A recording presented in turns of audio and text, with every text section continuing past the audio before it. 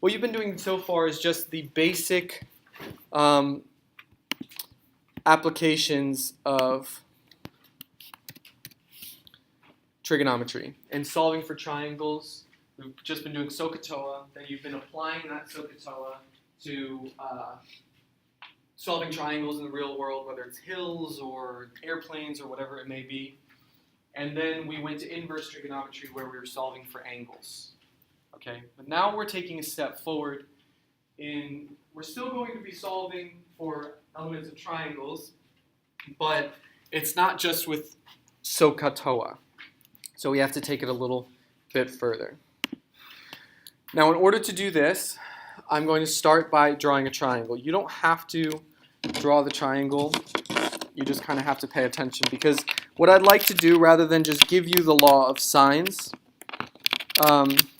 is to develop it for you.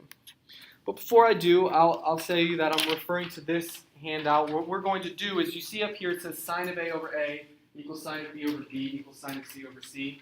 That's what we're going to be deriving, this rule here, okay, which is the ratio of the sines of the angles over their opposite sides. Okay? And we'll use this to solve for, notice if you look at this triangle, is that a right triangle? No. What we've been using so far in trigonometry is all right triangles. It's called right triangle trigonometry. The whole idea with SOHCAHTOA is there has to be a hypotenuse. Well, there's only a hypotenuse if it's a right triangle. But we're going to be able to use trigonometry with triangles that are not right triangles to be able to solve for elements of them. And this is one of the reasons why we use the law of sines. So if I draw a nice little triangle here,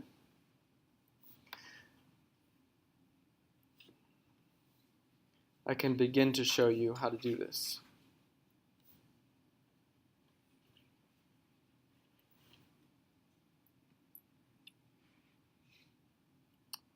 Okay, so here's a triangle, and it kind of looks like a right triangle, but it's not, all right?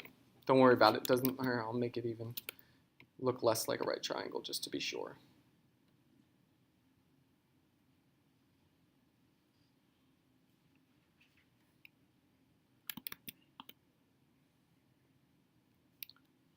So now it's pretty clear that this is not a right triangle. And in fact, it doesn't matter what type of triangle it is, because this rule will work when right triangles, any triangles. So I'll start by labeling my angles and my sides. So I'll say this is angle A, capital A, and opposite that angle is side A, lowercase a. I'll then continue, angle B, and opposite that angle B is lowercase b, the side. Then angle C, uppercase, and opposite that angle is lowercase c, that side. Okay? Now, from here I'm going to draw what's called an altitude. And an altitude of a triangle intersects a vertex and intersects the opposite side at a 90-degree angle, or in other words, it's perpendicular to that opposite side. So here's my my altitude rather. And I'm going to label the length of this altitude as x, and since it's perpendicular, I know that these are right angles. Now, what have I just formed? What is that a picture of now? Two right triangles. Good. So it's two right triangles, so I can use the kind of standard stuff I've been using before, the SOHCAHTOA, with these two right triangles. I have this one here on the left and one here on the right. So if I ask you for the sine of A, what would the sine of A be? Remember, SOHCAHTOA, sine of A would be what? X over B. Good. Opposite over hypotenuse, so it would be x over b. So the sine of A is equal to x over b. Good. And what about the sine of B? What would the sine of B be? What's the sine of B? X over A. x over a. Very good. It's opposite over hypotenuse. Again, so it's x over a. Good. Now, I've got x in both of these equations. I've got these two equations. That's cool. I'd like to solve for x in both of those equations. So in this equation here, what do I do? If I solve for x, multiply by b on both sides. That cancels out.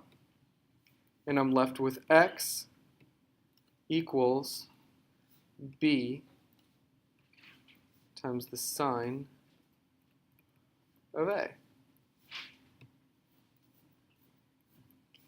And then this one here, what should I do to solve for x? Multiply by a. Very good. Multiply by a. And I'm left with x equals a sine of b.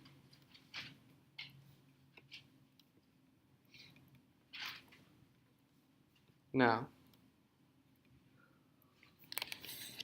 I have x equals this and x equals this. Or in other words, this equals x and this also equals x. Well, if I have two things that equal the same thing, what do I know? That they both equal each other. Very good. They both equal x and they both equal each other. So I'm going to show that by setting them equal. I get b sine of a equals a sine of b. Good. You guys with me so far? Okay, just demonstrating something. All right, now I want to get the a's with the a's and the b's with the b's. Okay, so let's see how I can do that. Well, how could I get rid of the b on this side and bring it to this side? Divide both sides by b. Good. And similarly, I have to divide both sides. Similarly, how could I get rid of a on this side and bring it to this side? Divide both sides by a. Very good. So I divide both sides by a. So on this side, the b cancels with the b. Here, the a cancels with the a. And I'm left with the sine of a over a equals the sine of b over b, which, if you refer again to this worksheet, is exactly what we have here. Okay, exactly what we have here. So we've derived the law of sines for two angles. And I could show you, if I did it another way, that this also holds true for the third angle. But since I arbitrarily chose two angles of that triangle, you should be able to say, okay, yeah, this would be true for C as well. Okay, so sine of A over A is the sine of B over B is the sine of C over C. The ratio is always the same. The ratio of the sine of the angle to its opposite side is the same for all angles in the triangle. That is the law of sines. Okay? And now if you notice something, if I just completely get rid of this altitude here,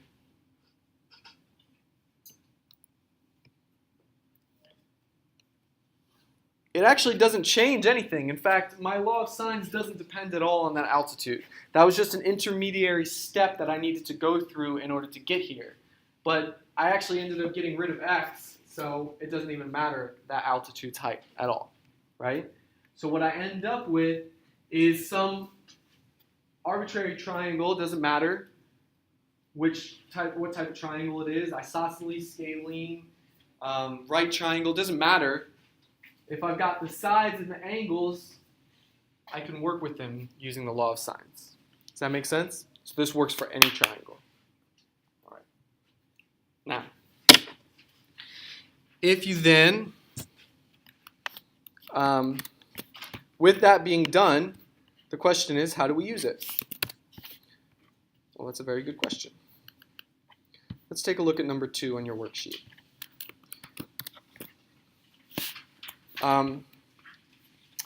And before I bring you there, I want to say one thing. Even though I've got all these letters, like A, B, and C, you might be inclined to memorize, sine of A over A is sine of B over B is sine of C over C, and that's cool, that's fine. But more important than just memorizing that is recognizing what you're doing. The sine of an angle over its opposite side is equal to the sine of another angle over its opposite side. Okay? Doesn't matter what they're labeled as. It doesn't matter if it's X or A or B or C or G. It doesn't matter. The point is it's the angle and its opposite side. Okay? That's what we have to be looking at. Now, with that, we see number 2. It says find side AB. Well, this is a perfect example. It's saying find AB. I'm just going to call it X here. So this length X is AB, right? So again, this is where if you were so focused on the labels, sine of A over A, it would be weird because it's not saying find A, or it's just confusing, right? So we shouldn't be thinking about necessarily just those letters. We should free ourselves to think about the actual concept, which is this. We have to, okay, we're looking for this side, so I should immediately look for the angle for which that side is opposite, which is this angle here.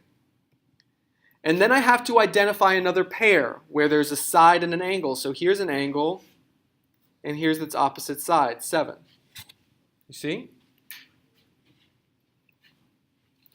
Now, I want you guys to notice something before I continue. On this top line, it says sine of A over A equals sine of B over B is sine of C over C. That's useful when I'm solving for an angle because the angle's on top. But if I'm solving for a side, like I am here, you can use this second line here. You see, A over sine of A equals B over sine of B equals C over sine of C.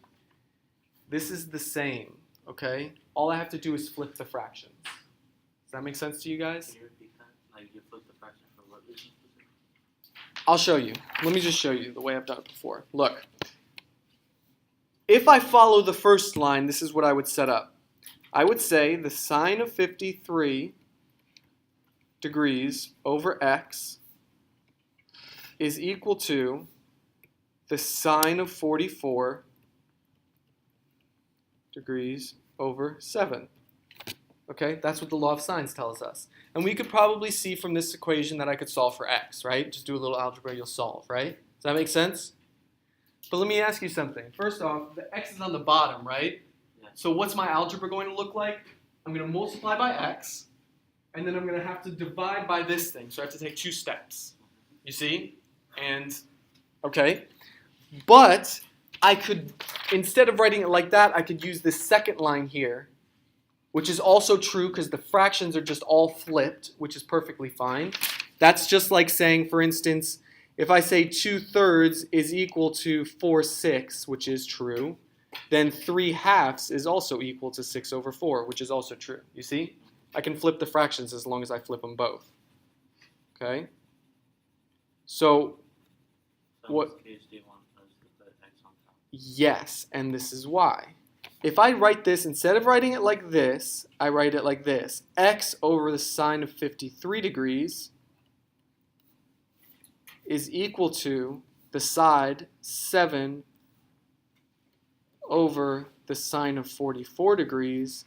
Well, hey, my algebra just got a lot easier. Why? Because now, instead of 2 steps, I just have 1 step. All I have to do is multiply both sides by the sine of 53 and I'm done. You see? That's why it's convenient to write it that way. Okay? Any questions about that? All right. So what are we going to do? Well, we multiply both sides by the sine of 53.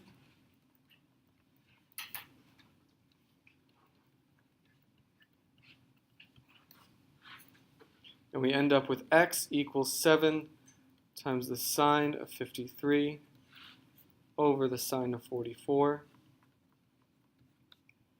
which equals 7 times the sine of 53 is 0.799. 7 times 0.799 over the sine of 44,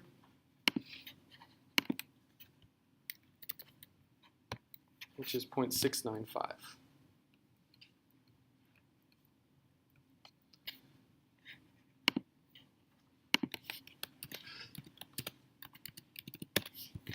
which comes out to 8.05. And that's your final answer. So x equals, yes? I thought you were supposed to do the division first and then you multiply. Isn't that how it goes? No. You could just do, you mean, Because I got a different answer than what you got. what'd you get? I got that same like 8, but I got 0.04. I know it's like. That's fine. We might have rounded differently. It's okay. That's fine. Okay. Is this pretty clear? All right. So the law of sines, guys, is basically you're utilizing this rule. Sine of A over A is equal to sine of B over B. Okay. And then you can solve for a side where ordinarily you wouldn't be able to solve for this side. Okay. Because it's not a right triangle, you wouldn't be able to use regular right triangle trigonometry. So you use the law of sines. Okay. All right. Now, let's do another one. Let's do another one that's very similar. Everyone take a look at number 1.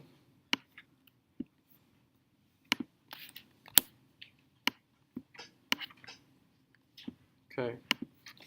Now, number 1, it says find AC. So here's my side AC. I'll call it X. And then here's my opposite angle. But now look. I'm looking for another pair, a side and an angle and its opposite side. Well, I have a side, but I don't have this angle. Can I get that angle somehow? I've got 2 angles in the triangle. How can I get the third? What do I know about all the angles in a triangle? They equal 180. Add up to 180, right? So what can I do? You can add up to 2 angles or subtract it. Very good. Add them up, subtract from 180. 118 plus 22 is 140.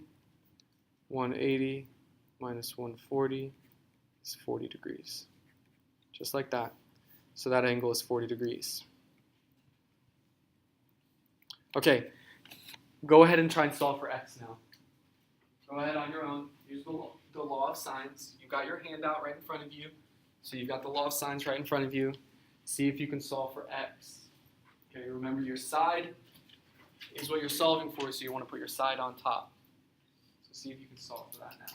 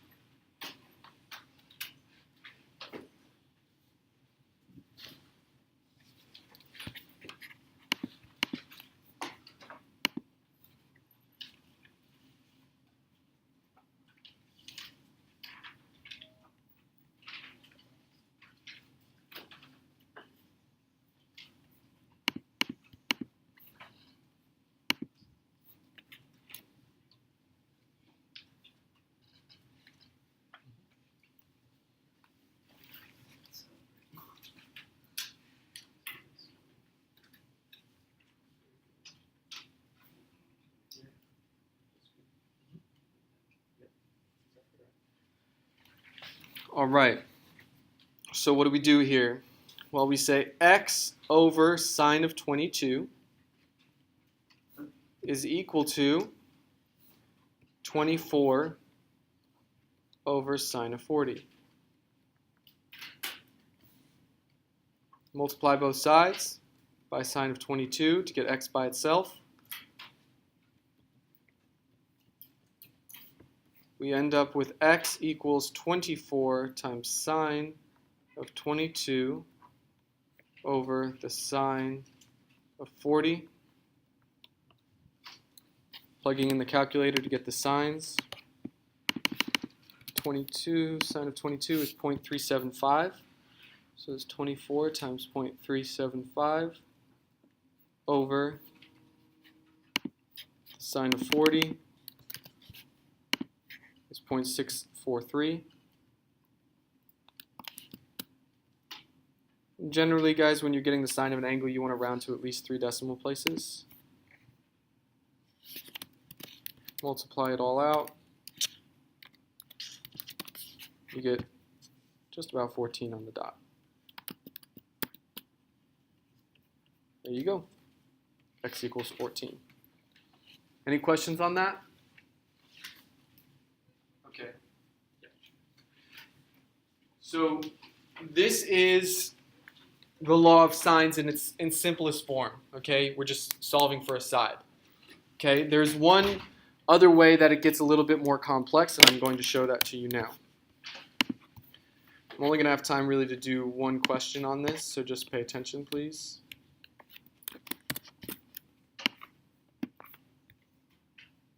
Okay.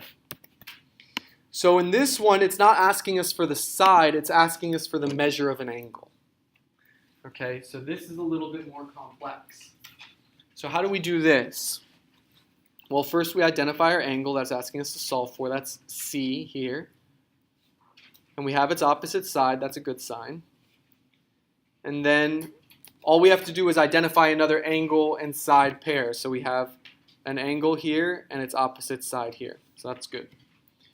So since we're asking about the measure of the angle, we're not going to put the side on top like we've been doing. We're going to put the sine on top, okay, because that will help us to find the angle. So we're going to do sine of C over 21 equals the sine of 88 over 26. Now, I can solve for the sine of C, right? All I have to do is multiply by 21. I multiply by 21, I'll get some number, right? So I'll get the sine of C equals some number. But it's asking me not for the sine of C, but the measure of the angle. So how do I get what the angle is? If I have the sine of C equals some number, what do I do? C equals... X. Remember when you're solving for an angle, what do you have to use? Not regular trigonometry, but inverse. Good. So if sine of C equals a number, then C will equal the inverse sine of that number. So that's what we'll have to do. So we'll have to multiply by 21 on both sides. We get the sine of C equals 21 times the sine of 88 degrees over 26. Go ahead and calculate that. Hello? Yes.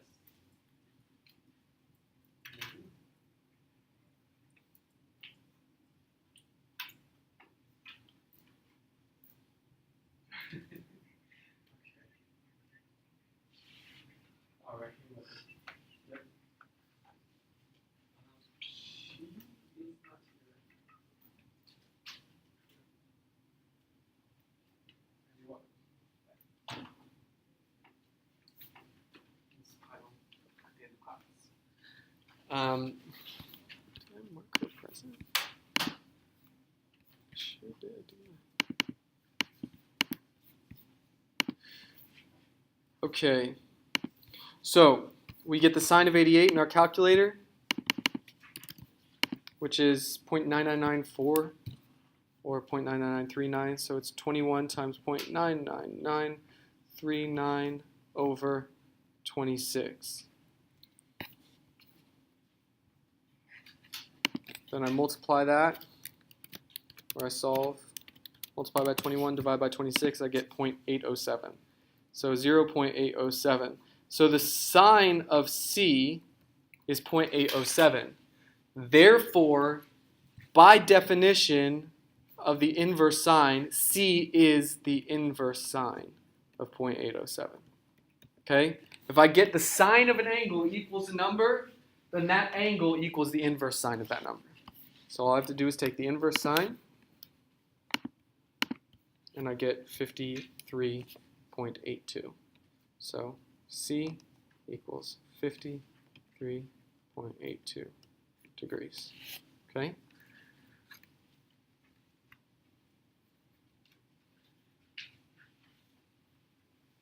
Any questions on that?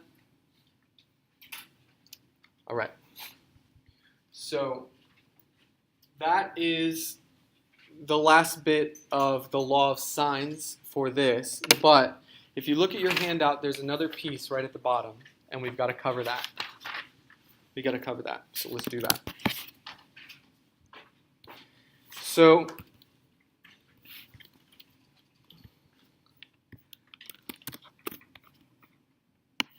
what we're going to use here is trigonometry to find the area of a triangle. Okay, so what we're trying to solve for is the area of a triangle. Now, originally, if I ask you for the area of a triangle, you would tell me it's what? What's the formula for the area of a triangle? It's a rectangle, 1/2 base times height. Exactly. The area of a triangle is 1/2 base times height. So now, I'm going to do something similar to what I just did before. Okay, and you guys can take notes on your handout if you'd like. Except this time, instead of calling this x, I'm going to call it h. So, just from this alone, first off, what's the base of this triangle here? What's the base? The base of this triangle. CB or just A. The base of the triangle is A, so I already have the base. And the height is what? H. Very good. Now, if I knew what H was, I'd be able to solve directly. But I don't know what H is. So I'm going to have to solve for H in terms of things that I know. For instance, the angles or the sides. So let's do exactly that. You guys might remember if I asked you for the sine of B, remember, what was the sine of B? The sine of B was what? Or it's different letters in this case, but the sine of B here is what? Opposite over hypotenuse, or H over C. Right? Does that make sense? So the sine of B is equal to H over C. Okay? Now, if I want to solve for H, what should I do? Very good. Multiply by C. Multiply by C, and I end up with H equals C times the sine of B. Cool. I figured it out. I solved for H. Nice. All I have to do is plug that in. Now, if I want the area of a triangle, it's just 1/2. The base is A, so it's 1/2 A times this whole thing here, C times the sine of B. C sine B. You guys see that? Now, if you take a look at your handout, you'll notice that what we just derived is exactly what's on your handout.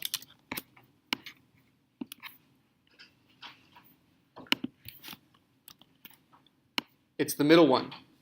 You guys see that? The area is 1/2 AC sine B. You see that? Now, there's also these two other ones here. Okay, so let me just show you. Let me demonstrate something to you. First off, what did we just do? Well, we just came up with a new way of solving for the area of a triangle. One that's different than what you've always learned in just regular geometry. See?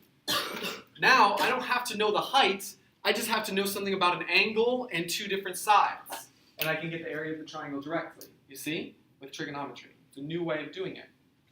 Okay, now look. In this one, look, I have two sides, A and C, and angle B.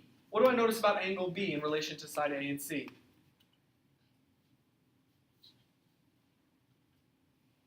It's kind of makes it sound hard, but it's a simple answer. Just look at it. Where's angle B in relation to A and C? Here's A, here's C. Angle B is the angle between them. Right, good. So here's A and C. B is the angle between them. You see that? Look at this one here, the other version, AB sine C. Well, here's A and B, and C is the angle between them. And the third one here is BC sine A, so B, C, and A is the angle between them. You see? So it's a whole lot less about memorizing these letters, because that could get confusing, and a whole lot more about knowing the concept, which is this. The area of a triangle is 1/2 the length of one side times the length of the other side times the sine of the angle in between. This conceptually will probably be a lot easier for you to remember this. It's just 1/2 the side times the other side times the sine of the angle in between them. Okay?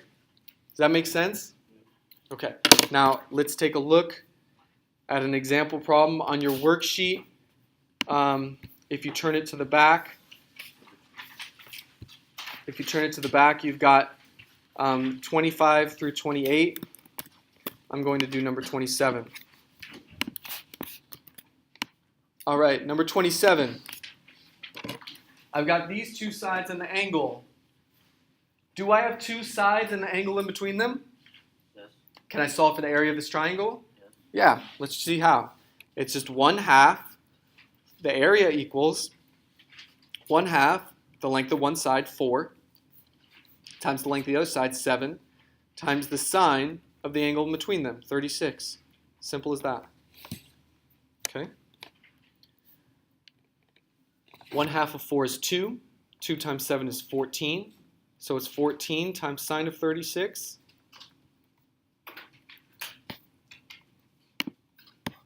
Plug it into my calculator. Sine of 36 is 0.588. So it's 14 times 0.588. And I get that the area of this triangle is 8.23. Now, last question. What are the units of this area? Miles squared. Very good. If the lengths are in miles, area is always the square, so it's square miles or miles squared. So 8.23 square miles. That's it. You're done? Any questions? All right, good job, guys. Good job. Your homework, can I just borrow this? Your homework is the front and the back excluding 11 through 24. So you can just go ahead and cross out 11 through 24. All right? Just cross those out. All you've got is 1 through 10 and 25 through 28. And that's it. Thank you for your attention today, class.